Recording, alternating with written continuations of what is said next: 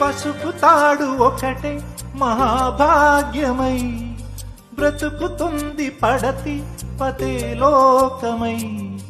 మగని మంచి కోసం పడే ఆర్తిలో సతిని మించగలరా మరే ఆప్తులు.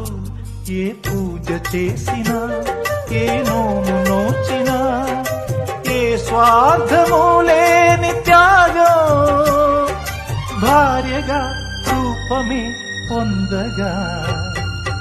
అపురూపమైనదమ్మ ఆడజన్మ, ఆ జన్మకు పరిపూర్ణత ఇల్లాలమ్మా.